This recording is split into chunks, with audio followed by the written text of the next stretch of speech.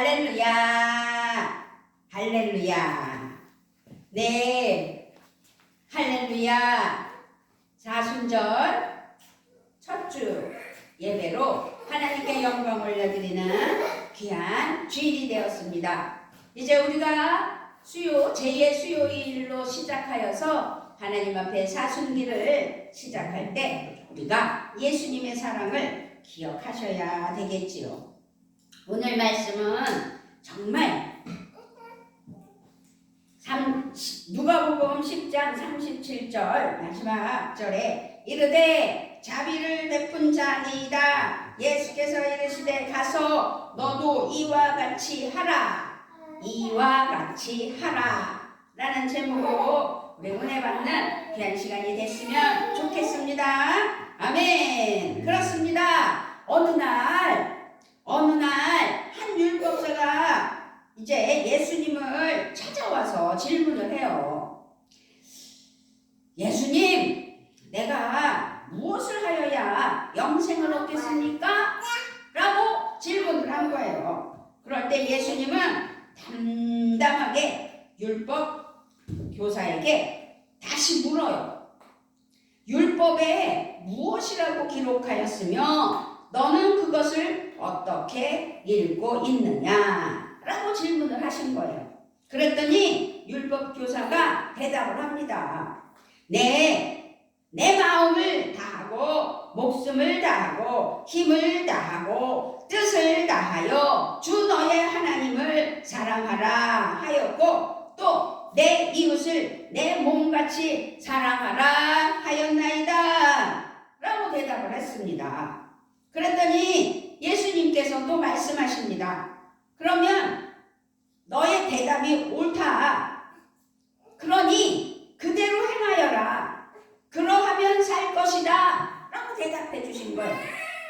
이렇게 대답하신 예수님께 율법 교사는 또 질문을 해요. 다시 물어요.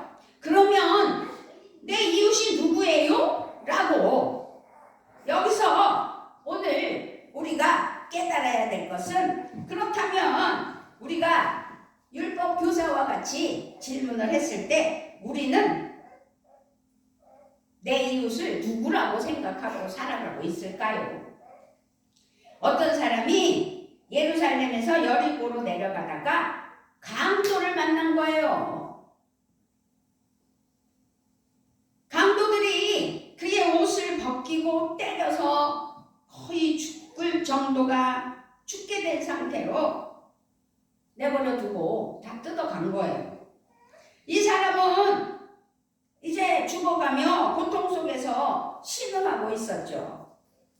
아니 요즘에는 뭐 무서운 일들도 많고 일어나는 사건들도 많고 사건 사고가 많잖아요. 그런데 119라는 게 있어서 즉시 신고를 하면 정말 119 대원들이 즉시 달려와 해결해 주는 일들도 많은데 지금 이 시대에는 그런 거는 없었죠. 그래서 이제 아프고 고통 가운데 죽어가고 있더니 어떤 사람 누가 도와주지 않으면 그래서 목숨을 잃을 수밖에 없어요. 119에 신고해 주는 시대도 아니고. 그런데요, 길가에서 일어난 일이잖아요. 그래서 그 길가에서 일어난 이 사건에 접하는 사람들이 있는 거죠. 지나가는 사람들이 있었던 거예요. 그때 마침 한 제사장이 그 곁을 지나갔어요. 지나갈 때 그를 봤어요. 그런데 어떻게 했어요? 피하여 그냥 지나갔어요. 관심을 두지 않았다는 거죠. 얼마 후 또 한 사람 레위인이 지나가고 있었어요. 그런데 이 레위인도 피하여 지나갔어요. 참 안타까운 일이죠. 그런데 중요한 건 이 결정적인 아주 절망적인 어렵고 힘든 시기에도 지금 이 어떤 사람은 강도를 만나 죽어가고 있는데 제사장도 그냥 지나가 레위인도 그냥 이렇게 지나가 버렸을 때 사마리아 사람도 지나가게 됐어요. 그런데 이 사마리아 사람은 강도 만난 이 죽어가는 사람을 만났을 때, 발견했을 때 그냥 지나가지 않았다는 사실을 이 시간 우리는 깨달아야 될 줄 믿습니다. 너무도 가엾고 차분한 마음이 너무 안타까운 마음으로 들어 가까이 가서 그 상처에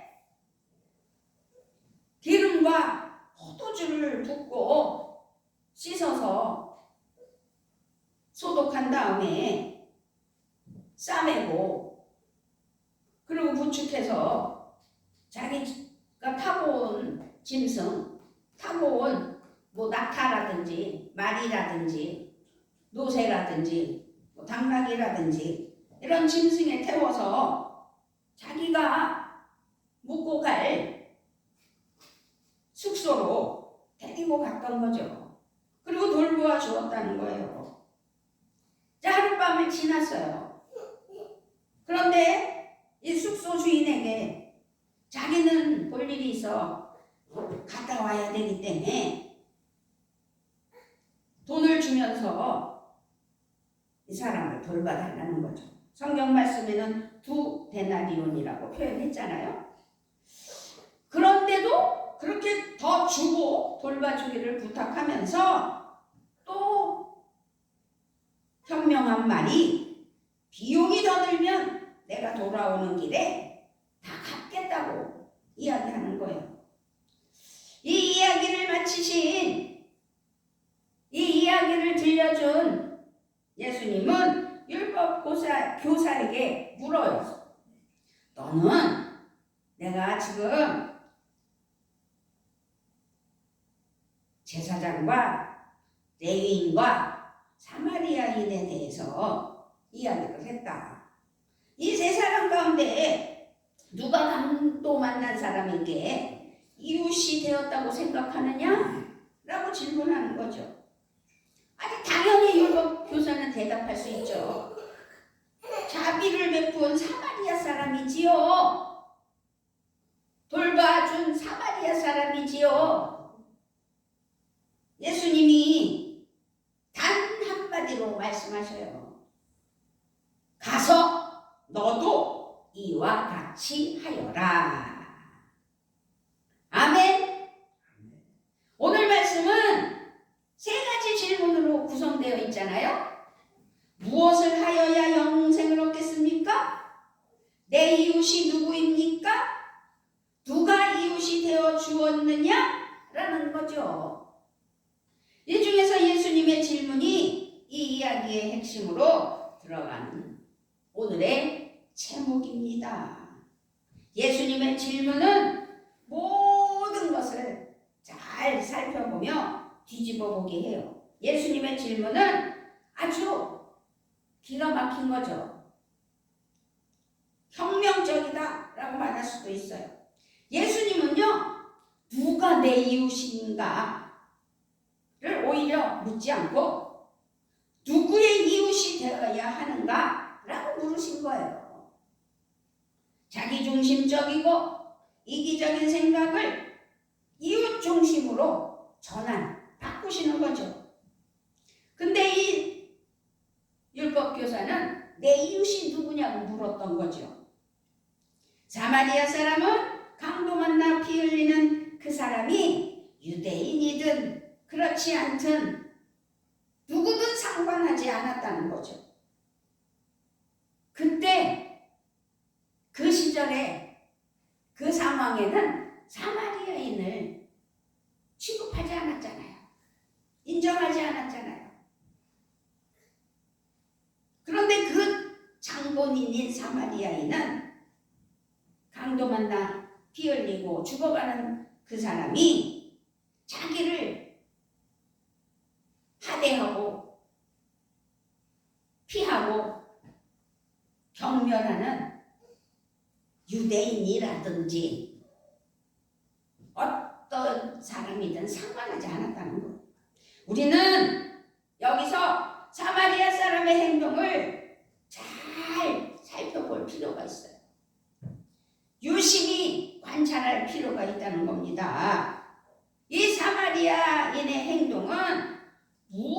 하여야 영생을 얻겠습니까?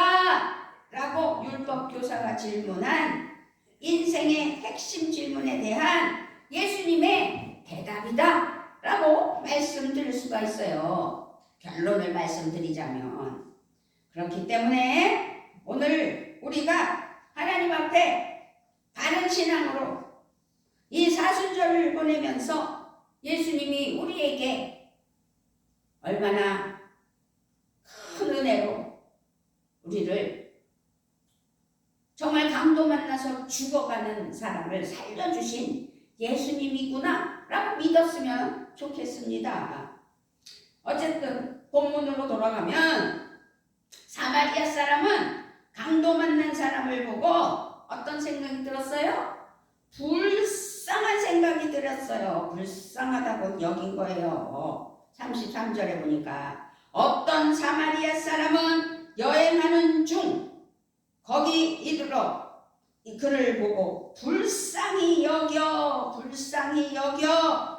불쌍히 여기는 마음은 긍휼한 마음, 사랑의 마음이에요. 제사장과 레위인에게는 이 마음이 사실상 없었던 거죠. 그저 자기 생각만 하고 자기의 바쁜 길로 자기의 일에만 집중하여 회피하고 시선을 돌리지 않고 지나쳐버린 거예요. 그들의 심장은 그래서 예수님의 심장이 아니었고 식어버렸고 그들의 마음은 굳은 밭처럼 말라버렸다는 거죠. 사마리아 사람의 심장은 그러나 반면에 따뜻하였다. 좋게 잘 읽어낸 마음밭 땅이구나 라고도 말씀할 수 있어요. 그렇습니다. 살아있었다는 거죠. 생명의 심장이었다는 거죠. 영생은 따뜻하게 뛰는 심장이에요. 우리는 이 땅에서만 행복한 것이 중요한 게 아니에요. 영생이라는 하나님의 은혜에 복이 있어야 돼요. 우리는 반드시 심판받잖아요. 우리는 새벽 기도와 수요 예배와 금요 예배를 통하여 계시록의 말씀을 우리에게 주실 때 우리는 많은 것을 지금 깨닫고 있어요.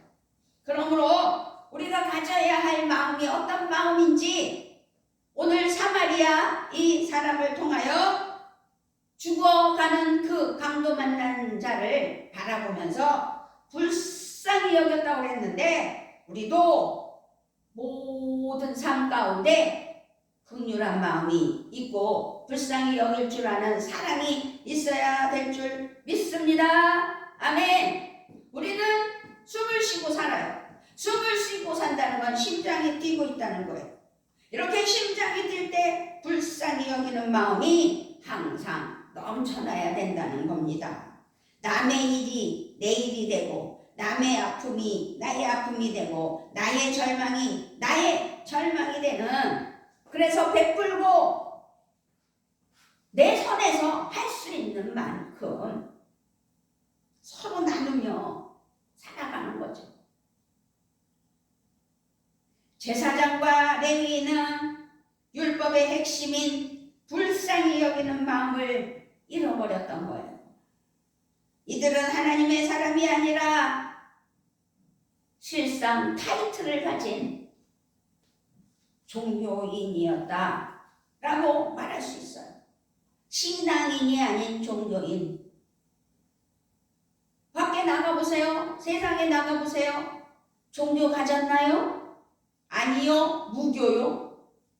종교 가졌나요? 네. 카톨릭이요. 불교요. 기독교요. 그렇게 종교는 각 종교가 있어요. 그런데 우리는 종교가 있습니까? 네, 기독교입니다. 그러면 기독교로서의 종교인으로만 살아야 되느냐? 핵심을 깨달아야 되는 거죠.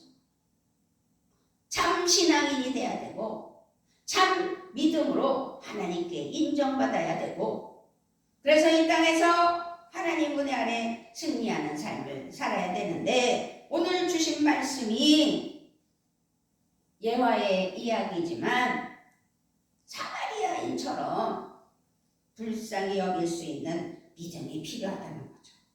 불쌍히 여기기만 하고 불쌍해 그걸로 끝나는 게 아니고, 불쌍히 여겼다면 다가갈 줄도 알아야 되는 거예요. 불쌍히 여기는 마음으로 사마리아 사람은 34절에 가까이 가서 기름과 포도주를 그 상처에 붓고 싸매고 자기 짐승에 태워 주막으로 데리고 가서 돌보아 주니라. 영생을 얻은 삶은 불쌍히 여기고 다가서는 삶, 진실한 그리스도인이고 참 신앙인이면 다가가는 거죠. 이렇게 다가서는 일이 사실상 어려워요. 요즘 시대는 더 어려워요. 이웃이 누군지도 모르고 살아가는 이 시대. 한 아파트에서, 한 통로에서 엘리베이터를 타고 오르락내리락 하면서도 서로 알고 지내지 못하고 있는 상황. 참 안타까운 일입니다. 그럼에도 불구하고 우리는 다가가는 믿음이 돼야 돼요. 그래서 열려야 되고, 그래서 많은 이들을 유치하며 함께하는 공동체, 평안교회가 돼야 된다는 것을 강조하는 거예요. 사마리아 사람은 다가서기 위해 유대인 사이의 민족적인 장벽까지 허물었다는 겁니다. 두려움의 장벽을 넘어선 거죠. 안전의 장벽도 넘어선 거예요. 사회적인 장벽, 문화의 장벽, 관습의 장벽, 종교의 장벽까지 무너뜨리고 넘어섰던 거죠. 그리고 가까이 다가갔어요. 살려야 된다는 국률한 마음, 돌봐줘야 해야 된다는 불쌍히 여기는 마음, 그래서 다 만사 제쳐놓고 다가갔다는 거예요. 제사장과 레위인은 그 장벽을 넘지 못했어요. 사람과의 관계에서, 사역 안에서, 일상과 직장 생활에서, 가정에서 다가설 수 없는 장벽과 경계가 있기 마련이에요. 그러나 그 장벽을 사마리아인처럼 무너뜨리고 넘어서야 된다는 거죠. 이런 장벽이 있다면 혹시 내가 신앙인이 아니라 종교인이 된 것은 아닌가, 피하며 살아가고 있는 것은 어떤 것인가, 오늘 생각해보며 하나님 앞에 그 장벽을 뛰어넘어 승리하는 귀한 삶 되시기를 주님의 이름으로 부탁을 드리며 축복합니다. 아멘. 지금 사마리아인은 불쌍히 여겨 마음과, 그래서 다가서기까지, 그리고 행동으로 돌보아 줬다는 사실입니다. 이 사마리아 사람이 가까이 다가서 보니 강도 만난 자의 상태가 너무 심각한 거예요. 죽어가고 있어요. 죽은 것과 같은 모습이었어요. 그에게 필요한 것이 무엇인지를 이 사마리아인은 보고 깨닫고 알았다는 거죠. 멀찍이 떨어져서는 볼 수 없는 것들을 긍휼한 마음과 다가서는 행동과 돌아보기 위하여, 살펴보기 위하여 그 상태를 볼 수 있도록 가까이 갔을 때 역사는 달라진다는 것이죠. 거리두기로는 알 수 없는 것들입니다. 코로나19로 인하여 우리가 얼마나 큰 어려움을 겪었어요. 거리두기, 모이지 못하는 형편, 기가 막힌 사건들이었잖아요. 그러니 그것들을 막는 것들은 결코 좋은 게 아니잖아요. 그것이 방해였다는 사실을 우리는 깨달았잖아요. 그러므로 우리는 이 시대에 사마리아인처럼 긍휼한 마음, 불쌍한 마음, 그래서 하나님 은혜 아래 다가서는 마음, 그래서 가까이 가서 살펴볼 줄 아는, 그래서 돌봐주는 은혜가 있는 우리의 삶이 되셔야 될 줄 믿습니다. 아멘. 이 사마리아 사람은 보이는 것에 따라 행동으로 돌봐줬어요. 그 상처에 기름과 포도주를 붓고 싸맸다고 했어요. 다음에 자기 짐승에 태워서, 성경에서는 주막이라고 그랬는데 우리 옛날에는 주막이라는 표현을 썼죠. 요즘 젊은 사람들 주막 잘 모르죠? 지금의 여관이나 호텔이나 펜션이나 뭐 이런 데를 말하는 거예요. 그렇게 자기 숙소로 데리고 가서, 집이 아닌 숙소지만 여행길에 자기가 쉬어야 할 곳에 가서 돌보아 주었다는 거죠. 자기 자비를 쏟아부어가며 응급처치를 너무 잘했어요. 119 있는 시대가 아니라서 먼저 기름과 포도주를 붓고, 자 34절, 가까이 가서 기름과 포도주를 그 상처에 붓고 싸매고 자기 짐승에 태워 주막으로 데리고 가서 돌보아 주니라. 응급처치를 잘했다는 이야기입니다. 강도에게 모든 것을 빼앗기고 아무것도 남지 않은 상태에서 그저 죽어가고 있는 이 사람에게서 뭘 바랐겠어요? 바란 것이 없는 거예요. 오직 그를 위해 불쌍한 마음과 다가서는 사랑과 돌봐야 주어야 되겠다는 그 마음. 그래서 이제 강도에게 모두 빼앗기고 아무것도 남지 않은 사람을 위해 숙박비와 장례에 필요한 비용까지 기꺼이 지급해주는 사랑. 얼마나 큰 사랑입니까? 자, 상황을 다시 한번 머릿속으로 전개해 봅니다. 지금 우리는 강도 만난 사람과 같은 상황 속에 있다고 생각해 봅시다. 어떻습니까? 암울합니다. 더 크게 말씀드리자면 지금 전 세계가 강도를 만났어요. 우크라이나 전쟁은 끝날 기미도 안 보이고, 그런 상황에서 하마스와 이 이스라엘 전쟁이 또 발발되어 지금 또 끝나지 않은 상태입니다. 이 어려움. 그래서 전 세계가 경제적으로 무너져 내리고 있습니다. 대한민국의 경제도 무너져 내리고 있습니다. 이렇게 우리 사회가 강도를 만난 건 아닌지 한번 생각해 볼 수 있는 은혜가 있기를 바랍니다.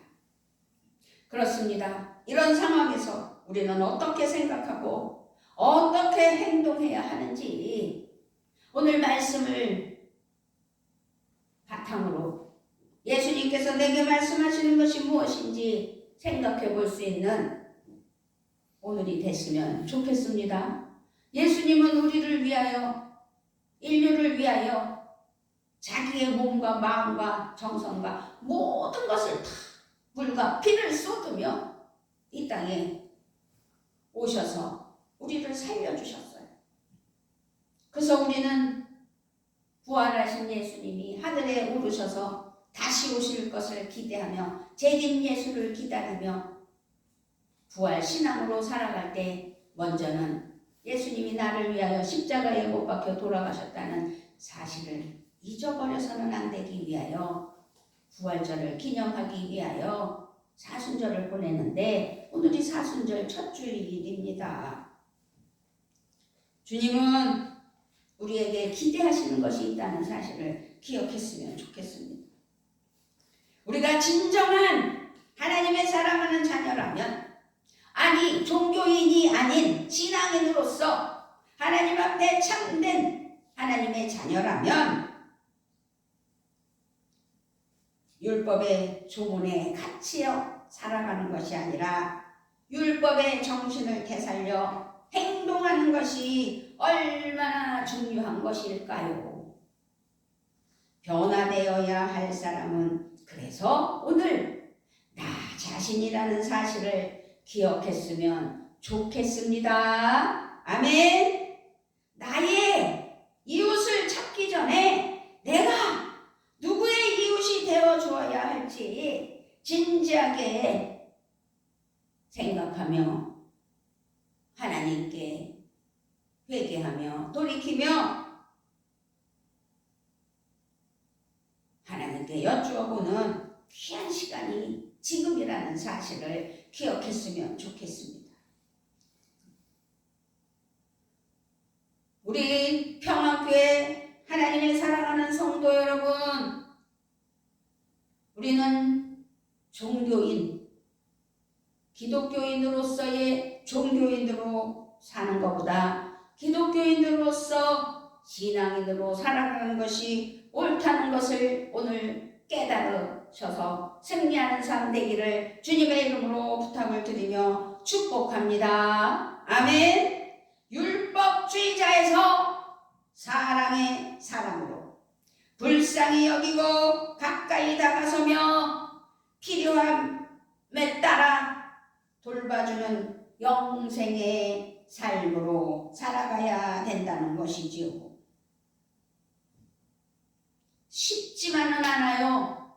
이기적인 이 어렵고 힘든 세대 속에서 또 험악한 이 세상 속에서 쉽지만은 않은 세상과 더불어가는 삶이지만 그럼에도 불구하고 우리 사랑하는 그리스도인들이 예수 믿는 사람들은 뭔가 다르구나 라는 것을 실천하며 상대방들이 느낄 수 있도록 깨달을 수 있도록 살아가야 된다는 거죠.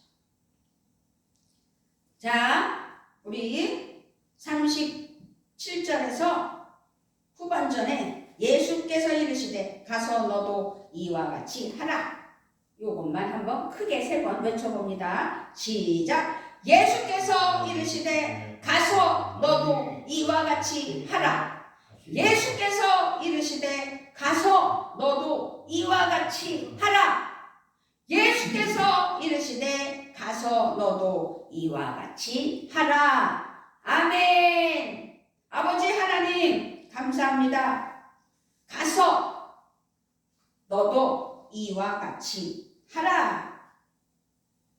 가서 너도 이와 같이 하라 라고 말씀하실 때 나는 할 수 있는지, 아니 하고 있는지, 하나님의 사랑하는 자녀로서 그 본분을 다하며 깨달아 사마리아인처럼 베풀며 돌보며 사랑으로 품어줄 수 있는 은혜가 우리 심령에 있게 하여 주시고, 오직 예수님의 심장을 가지고 성령 충만으로 하나님 나라 영광을 위하여 헌신하며 살아가는 우리 모두가 되게 하여 주시옵소서. 감사를 드리며 우리 주 예수 그리스도의 이름으로 기도드리옵나이다. 아멘.